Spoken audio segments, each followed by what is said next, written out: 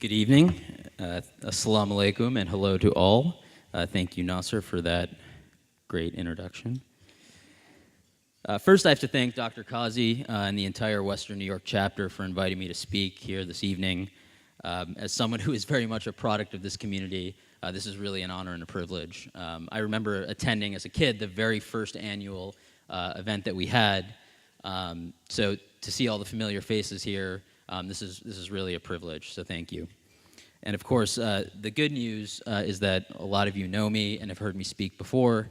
The bad news is this time you had to pay for it, so sorry about that. But I am told if you're not completely satisfied with my remarks, Dr. Kazi is offering full refunds after the event. No? And while I'm up here, I just want to take a moment to recognize our award recipients. What an exceptional group. Can we have another round of applause for them?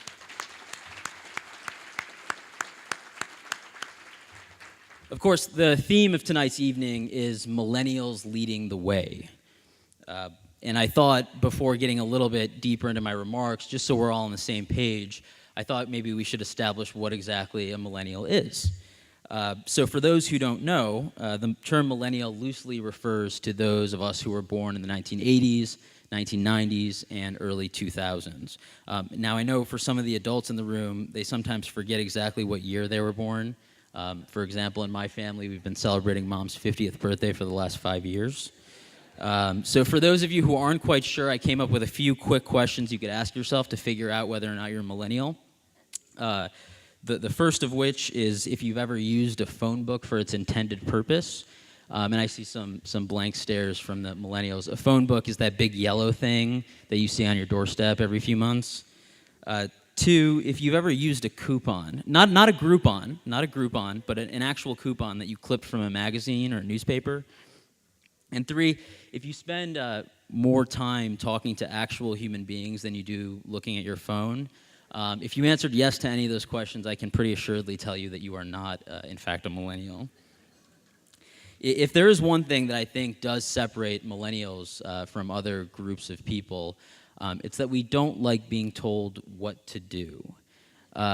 We don't like doing what we're quote-unquote supposed to do. And as you'll see from what I wish to discuss tonight, I don't think that very many people like being told what to do. And understanding that, I think, is critical to understanding how we tackle some of the issues that we face as Muslims and as Americans. 5 years ago, I gave a talk to a group of Muslim students at Columbia University. This was back in 2011. And I began my remarks 5 years ago by saying, it's an interesting time to be Muslim in America right now. Well, standing here 5 years later, I think I have to revise my statement to say not just that it's an interesting time to be Muslim in America, but it's an interesting time to be Muslim wherever you are in the world. Even putting aside for a second current events, if you think about it, never before in the history of mankind has so much been said, so many articles been written, so much content produced, so much television and film recorded, so much attention on our religion. And this all comes at a fascinating point in human history. As I'm talking right now, there are people tweeting, blogging, arguing, debating, discussing, teaching, and learning about Islam. You know, I want you all for a minute to imagine that 50 years ago, you told someone that one day, anyone in the world, at any time, could look up any fact. Think about how powerful that sounds with an internet connection. 50 years ago. That power sounds incredible. For all of history, up until this point in time, there were these large information asymmetries because of varied access. The information I had in one part of the world may simply just not have been available to somebody in another part of the world. And you could imagine that this could be dangerous and problematic at times. You can imagine a scenario in which governments or nefarious outside actors would try to take advantage of this information gap. Now, one would also expect that giving everyone this kind of access should help. You would think that if we all operated on the same baseline set of facts, that things, in theory, should operate a little more efficiently, that there would be less conflict and disagreement in the world. But instead, it seems like the opposite is happening. it seems, despite having more ubiquitous and commoditized information than ever before, it seems like we're more divided than ever. Everything is a controversy, a news cycle, a cultural battle. And one of the things millennials have had to grapple with perhaps more than any other generation before us is the idea that success sometimes leads us to failure. And what I mean by that is sometimes our advancements in technology, our progress, reveals deficiencies in other areas. Today, we were able to see more of the world in real time. And just as it's opened up access in a good way, it's also illuminated some of the evils, the corruption, the sadness and tragedy that we just previously hadn't seen. As millennials, we're used to constant information and content, and it always seems like the world is becoming a darker and bleaker place. But I think it's important for all of us to remember that sometimes the price of progress and advancement is that you see problems you hadn't seen before. And despite our status as millennials, as the younger generation, because of this unmatched content and consumption of content that we have, that we're used to having access to, not only do we have no illusions about the challenges that we face as Muslims, no fantasies about the difficulties and challenges we face as Americans, but we probably have a much bleaker outlook than most other generations do, precisely because of all this information we have access to. And why wouldn't we? Right now, there are savages going around killing innocent women and children in the name of our religion, many of whom are other Muslims who oppose their contorted, misguided view of our faith. We have children here at home being bullied at school for no other reason than the beliefs in their heart or the hijab on their head. At this very moment, terrorist groups are targeting social media accounts of millennials, people like me, people my age, particularly in Europe and the Middle East, trying to convince them that joining their fanatical cults will lead to salvation. And bewildered mothers and fathers, brothers and sisters across Europe, the Middle East, and in some cases even America, are dealing with the trauma of losing a child and losing a child to extremism. At this very moment, the Middle East and North Africa sit teetering on the edge of revolution in some parts, authoritarian crackdown in others, with war and terror spread throughout. At home, we have Muslim families being taken off airplanes because of the way they look. We have national security proposals that have ranged from patrolling Muslim neighborhoods to temporarily banning Muslims from entering the country. A proposal that might sound loony, but that I would remind people has 50% support among American voters, 50. Half the country agrees with that proposal. Right now, we have kids who have grown up learning to explain their faith, who have grown up defending their faith, perhaps distancing themselves from their faith. We have kids who have grown up at times feeling guilty or even ashamed of their background, who try as they might, cannot help but feel helpless in the face of atrocities committed wrongly in the name of their religion, and who feel isolated and stereotyped under the guise of not being politically correct. We have kids who have grown up with a burden unimaginable to their parents or grandparents. In times like these, it may be appealing, and it certainly would be easier to turn cold, to become a cynic, to see the worst in people and the worst in your country. It's easy at times of great stress to do this, to turn on each other. Just look at what's happening in the election. But tonight I ask my fellow Muslim millennials, the people more attuned and aware of the sadness in humanity than any other generation before because of our constant access to information, I ask you not to lose your idealism, not to become cynical, not to succumb to the belief that we cannot control our own destiny. Just as we as Muslims ask the rest of the world to look not at a minority of us when judging our faith, but at the mainstream followers, in that same spirit, I ask of all of you, when you look at people and when you look at the world, find in it the best. Now, that doesn't mean we ignore the bad. But just because there's evil we discover, it's no reason to lose faith entirely in ourselves, in our country, and in our faith. In all the noise and amidst all the voices we hear, we sometimes lose sight of all the good that's being done, all the positive action being taken, like all the accomplishments of our 4 award winners here tonight. And at times, it's hard to appreciate just how lucky we are. I suspect that any number of us sitting here tonight, if we had, or our parents had, or our grandparents had made a few different decisions, we'd be sitting in Pakistan, or Yemen, or Iraq, or Syria. We'd worry not about being made fun of at school or about the backlash of a terrorist attack. We'd worry about making it through the day alive. We'd worry about bombs falling from the sky, armies coming over the horizon, bullets and explosions in the streets. We have upon us a tremendous opportunity. Instead of simply being an exotic faith in this country, unknown to many, we are currently under the microscope.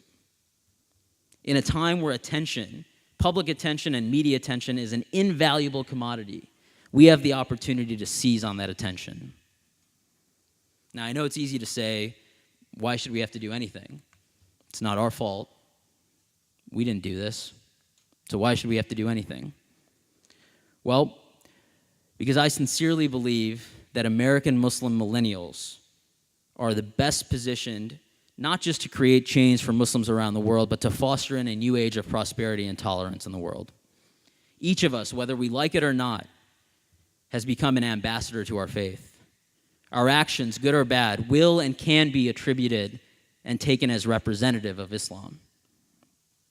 But this isn't just about appealing to others or gaining the acceptance of others. It's about setting a standard, being a role model for the future. Think about the way we pass the torch from generation to generation. Consider how each of us first became acquainted with our own religion. It comes from our parents, along with a host of rituals and traditions that make each of our respective communities unique. We have common core principles of our faith that transcend those divisions.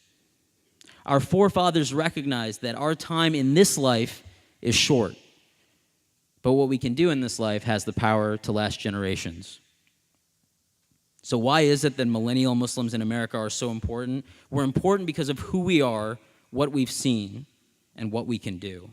We're important because our status as Americans and our placement in this age of technological affluence provides us with some unique advantages that set us apart.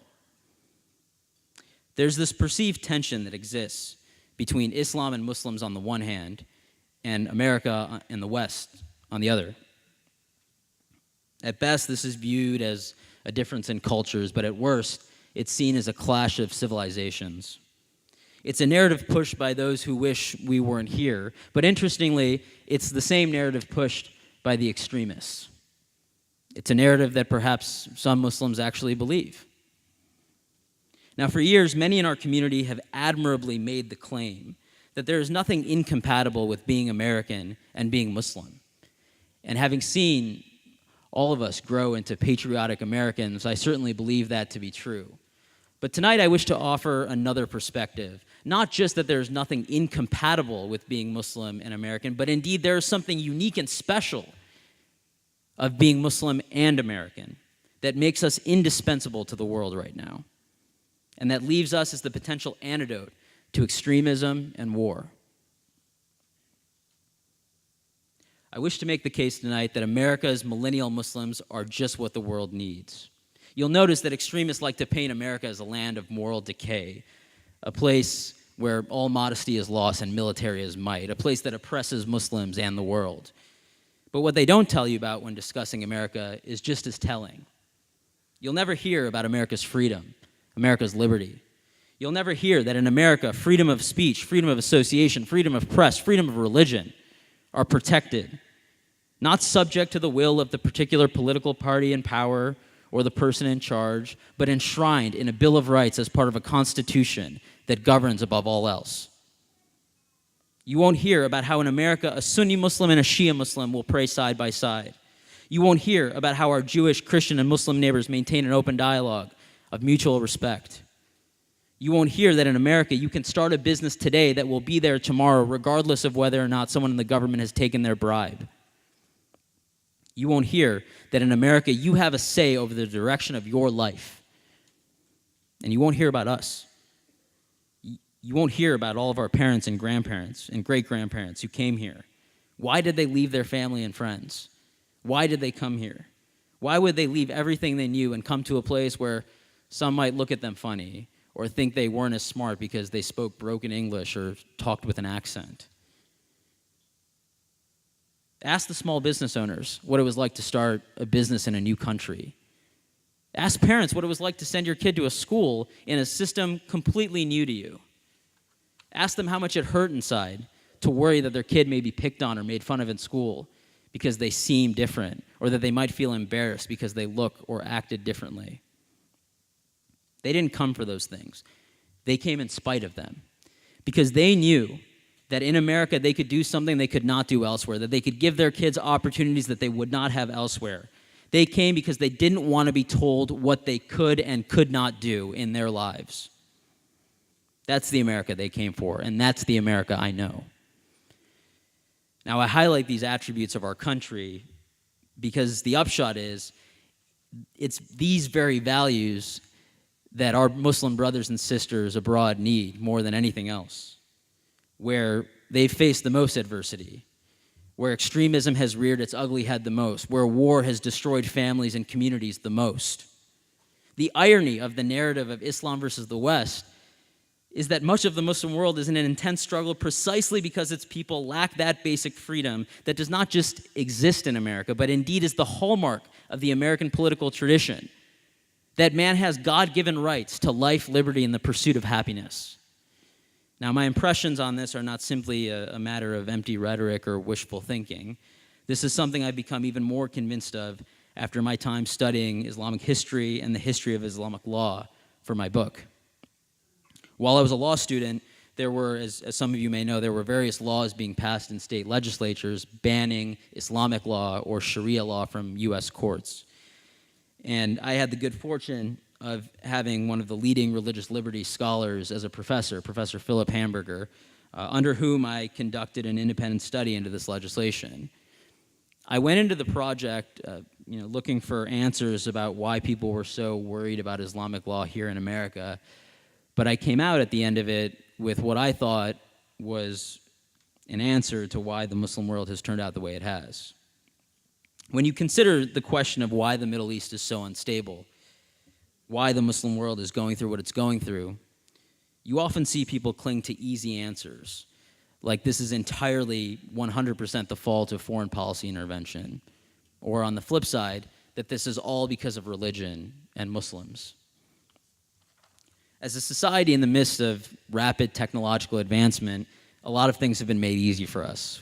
Convenience drives us. So it's no surprise that in an age of sound bites and 140-character tweets, easy answers are popular ones. But after spending almost 2.5 years working on my book, I think that it comes down to freedom and representation.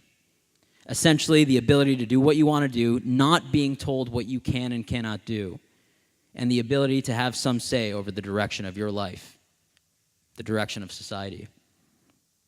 The first half of my book is dedicated to understanding the history of what we refer to as Islamic law. From an academic perspective, there is a major and significant difference between Sharia in the classical sense as it existed in the early days of Islam and Islamic law as we see it in the Middle East today. In my view, the main difference and what separates the pre-modern and modern world is the fall of the Ottoman Empire after World War I and the subsequent carving up of nation-states per Sykes-Picot. When you look at these two different time periods, the pre-modern world, while hardly perfect or acceptable by contemporary standards, people at least had some semblance of freedom and representation.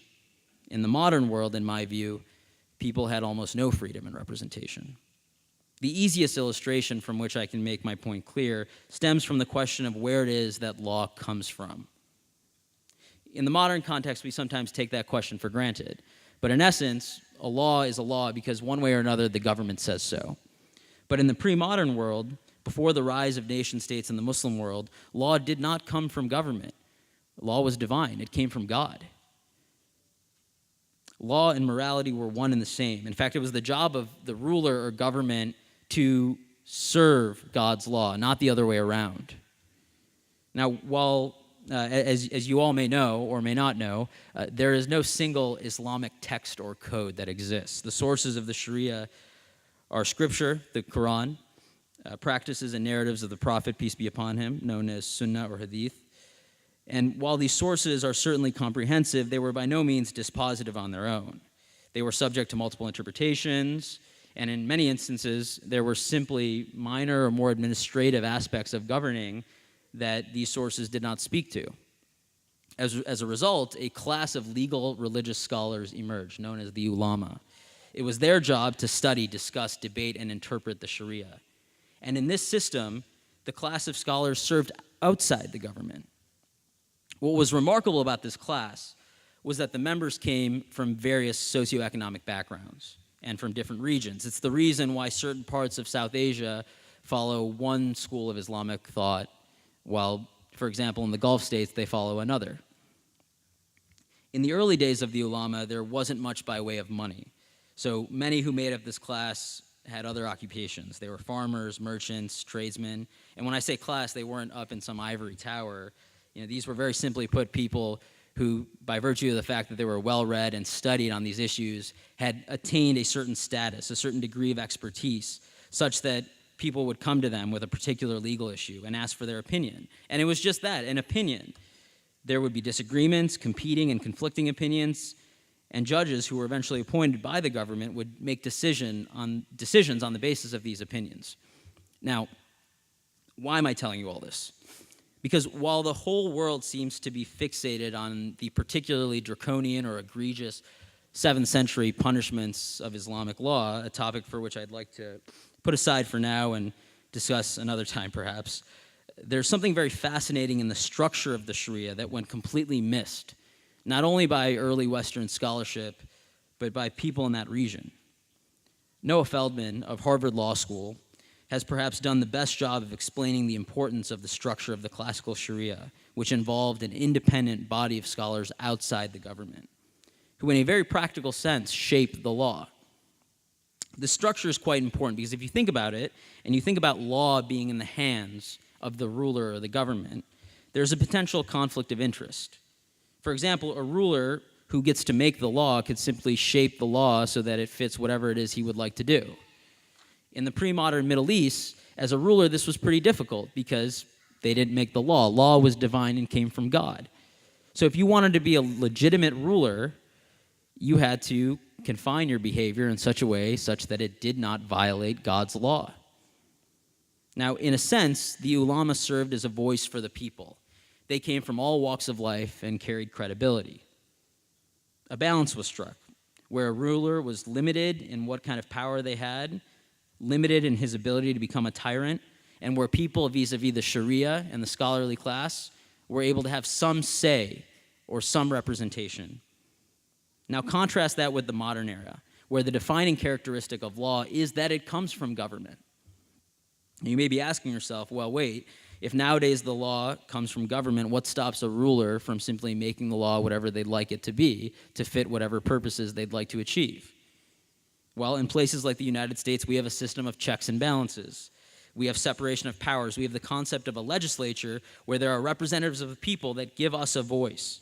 We have strong institutions that can balance the power of a ruler or a president in our case. When you combine the fact that all the countries in the Middle East may not have this, when you consider that as these countries were making the transition from pre-modern rule to modern government, this transition was rather incomplete, and you had rulers who quickly disbanded and discredited these legislative institutions. Combine that with the fact that you had populations of people who for centuries lived under an entirely different system of government, who probably wouldn't have understood the consequences of not having a legislature, of not having those institutions. Well, you end up with a whole number of countries that have governments and rulers that have had more power than they've ever had in history, and people that have had less freedom and less representation, less so than they've ever had in history. And lo and behold, when rulers are free to exercise power as they wish, without any limits, well, sometimes you have rulers that give in to the temptations of power. It's not an accident that many of the modern Muslim majority countries have had authoritarian rule or dictators. And the problem is that dictators or monarchs, they'll repress your individual freedom if they need to. And when government represses its people, people lose faith in the institutions. People lose faith in their country. People lose faith in their government. Why would you participate in a government or vote in an election when you know the whole thing's a sham? And if rulers repress their people to the point where they feel like they have no control over the direction of their lives, that's when revolutions happen. That's when people are susceptible to turning to something else. When people have no faith in any other institution, they sometimes turn to the one institution they think is incorruptible, religion. And what do political actors do? They take advantage of that. They try to tell people under the guise of religion, convincing confused young men that this is an existential battle for the viability of Islam, when in reality all they're doing is serving the political and power-driven interests of others, often at the expense of Islam and other Muslims. There's no doubt that a variety of external factors, like ill-advised wars and intervention, have contributed to the instability of the Middle East and North Africa. But at its very core, the region faces instability because its people lack adequate freedom and representation. Just look at some of the nations in the Arab Spring, even nations that have not been subject to recent intervention. In fact, one such nation is where the Arab Spring started, Tunisia. I want to tell you a story about a 26-year-old Tunisian man named Mohamed Bouaziz. He was a young guy, and amid 30% unemployment in Tunisia, he wasn't able to find work. So to support himself, his mother, his uncle, his brothers, and his sisters, including sending his sister to college, he started a fruit and produce stand on the street. And he was known, despite not being a very wealthy man himself, to give his leftover produce to the less fortunate so they could eat at night. He was also constantly harassed by the government and police, who would just take his produce and fruit every day because he didn't have enough money to bribe them. And one day in 2010, a government official, a woman in fact, approached him, harassed him, reportedly spit in his face while her aides accosted him, threw his fruit on the ground, and took all of his possessions. After being humiliated in the street, he went to the government office and demanded they return his property. They wouldn't see him. They wouldn't hear him. So he left. He picked up a can of gasoline and walked back to the building, stood outside in the middle of traffic, and started yelling, "How do you expect me to make a living?" Then he took the gasoline, poured it all over himself, and set himself on fire in protest. 5,000 Tunisians went to his funeral. Within hours of his act, there were protests all across the country, so much so that the government was overthrown. The president, Ben Ali, fled to Saudi Arabia, and protests spread all across the Middle East and North Africa. His tragic actions started the Arab Spring. I think about him all the time, given how close we were in age. I think about what it must be like, or what it must have felt like to be so repressed, to feel like you had no choice, to feel like there was nothing else you could do other than setting yourself on fire to get people's attention. That young man from Tunisia was a millennial too, and he changed the course of history. What we should endeavor to provide our brothers and sisters abroad is the same opportunity and freedoms that we've been blessed with. That's why American Muslim millennials are so important. We should showcase and highlight the ideals of American liberty that we cherish so much, not because we think America should dictate or tell these countries how they should live their lives, but because we want to foster the same kind of representation and liberty that we have. We should fight for their rights, to lead the lives they choose, to have the same say over the governments that rule them, to practice their religion however they see fit, Sunni or Shia or Sufi or Christian or Jewish or whatever religion. While conventional wisdom may tell you that there is a wide gap between Islamic values and Western values, the irony is that it is precisely the basic freedom to control one's own life that underlies the struggle for so many in the Muslim world. And what better ambassadors to the cause of individual liberty than American Muslims? What better messengers in the age of technological affluence than the millennial generation? But this isn't just about helping those abroad. It's also about moving us forward here at home. Does anyone feel like Islam is adequately represented, portrayed, understood? How often do we repeat that terrorism is not Islam? How often do we debate the merits of whether Islam is inherently violent to others? The American perception of Islam is entirely through the lens of terrorism. So how do we change that? Well, for years we've tried the open dialogue approach. We've tried press conferences and media appearances. We've stressed ours is a religion of peace, not violence. But if I may offer my humble opinion, it hasn't been terribly effective. And remember, it was President George W. Bush, the Republican, who oversaw the new war on terror and wars in Iraq and Afghanistan. It was he who said this is not a war against Muslims and all Islam. Now, 15 years later almost, the presumptive Republican nominee is saying almost the opposite. And he's saying so with a significant degree of support. 50% of U.S. voters support a temporary ban of Muslims entering the United States. 49% support patrolling Muslim neighborhoods. And a staggering 61% of Americans have an unfavorable view of Islam. 61%. That's 15 points higher than it was 3 weeks after 9/11. Now, we've been pretty good at identifying some of the various causes of this. Obviously, there are groups out there peddling anti-Muslim sentiment. But I think much of the cause, when you consider the sharp increase from pre-9/11 days and since 9/11 on to today, it's clear that the continued instability in the Middle East that's given way to what seems like a never-ending cycle of religious extremist violence is at least fueling the fire. And in this realm, we as Muslims have an obligation to fight back against this extremism, not because it's our fault or because we're responsible, but because we can actually do something about it, especially the millennials. We can be an example for the world's Muslims. We have opportunities and access many other Muslims simply do not have. We have protections, the protection of freedom of speech, freedom of association.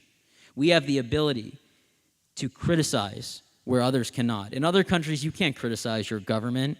You can't criticize an ideology, otherwise you're put in prison, even killed sometimes. I think we all have to ask ourselves, why is it that our religion is constantly defined not by the mainstream followers, not by any Muslim that any of us have ever actually met, but by a crazed minority of radicals who think they're being clever by selectively pulling passages from the Quran to justify mass killing? We have to lead the fight against this extremism. Now, that doesn't mean we stop fighting anti-Muslim sentiment, harassment, and violence in some cases. That doesn't mean we don't continue to push for political influence in this country. That doesn't mean we refuse to criticize foreign policy decisions. We all agree that extremism is the result of many things, so our solutions ought to be multifaceted as well. Now, you may be saying to yourself, well, what exactly are we to do? We condemn terrorism, of course. But it's not just about condemning terrorism. For us, the goal shouldn't be simply to condemn it. We should want to defeat it.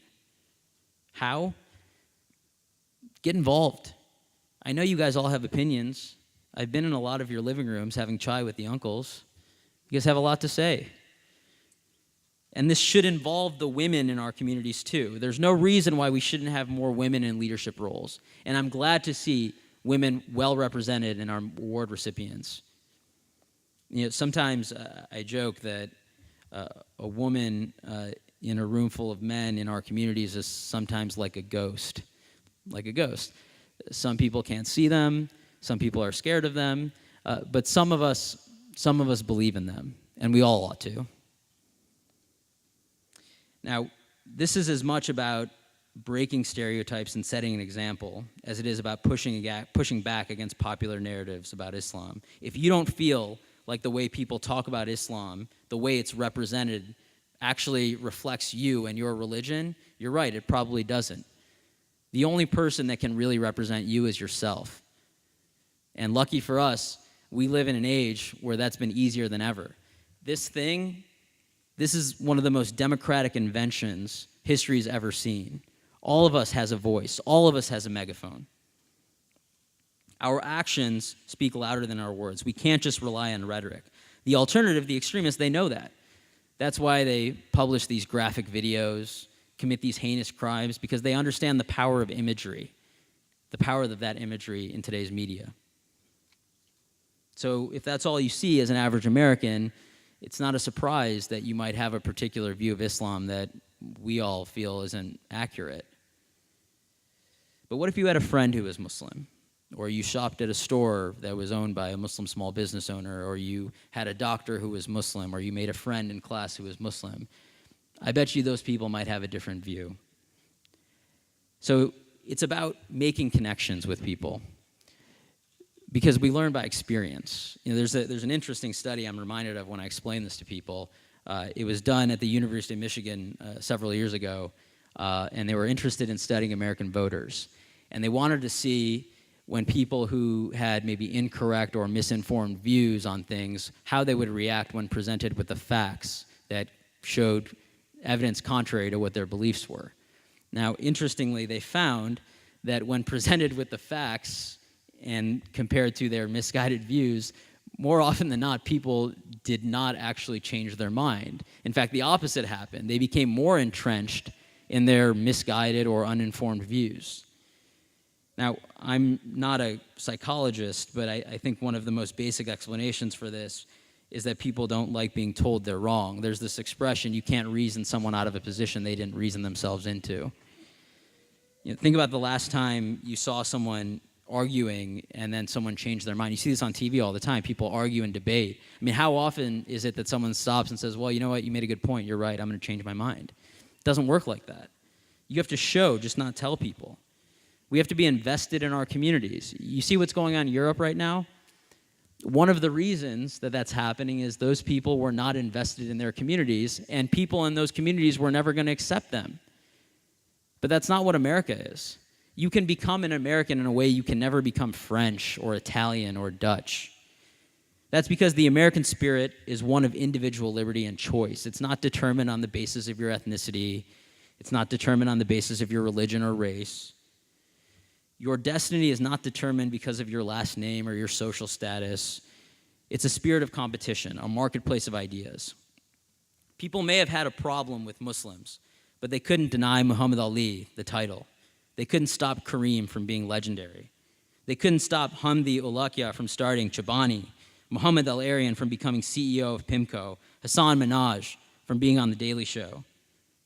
They couldn't stop Hamza Yusuf and Khalid Latif and Noman Ali Khan and Sohaib Webb from becoming the new voices of America's Muslims. They couldn't even stop DJ Khaled. We the best. They couldn't stop our parents from becoming lawyers, doctors, engineers, teachers, small business owners. They couldn't stop our kids from going to the best colleges or getting the best jobs. They couldn't stop us from becoming true heroes, like Kareem Sultan Rashad Khan, who enlisted after 9/11, who fought and died in Iraq at the age of 20 years old, 20, who was laid to rest after earning a Bronze Star and Purple Heart at Arlington National Cemetery with a crescent, moon, and star on his tombstone. So my advice to millennials tonight, first, the best thing you can do to help change the way people think of Islam is to proudly and unabashedly be yourself. Whatever it is you do it and do it as best you can. Each relationship you make, each customer you have, each colleague you befriend, each one of those connections, in each one of those you have the power to shape people's perceptions about what being a Muslim means, what Islam means. And second, regardless of how religious you might think others view you, whether you pray every day or not, if you believe yourself to be Muslim, then you are. Never feel like you can't get involved because you aren't sufficiently religious by someone else's standards. And my advice to the generation from which we inherit all of this is to be willing to accept that. For too long, we've pushed away members of our communities who are talented at what they do because some don't feel they are as religious as we might like. Other communities don't do that. They leverage that. That doesn't mean you have to accept someone else's views that you don't agree with. But if someone's good at organizing events, let them organize. If they're good at raising money, let them raise money.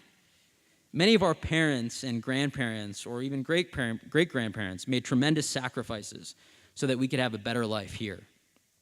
We have a responsibility to do the same. We have a responsibility to our children, our country, and our faith, because these are our traditions, our communities. No one else is going to come in and fix them. No one else is going to come in and assume leadership roles. We have to do it.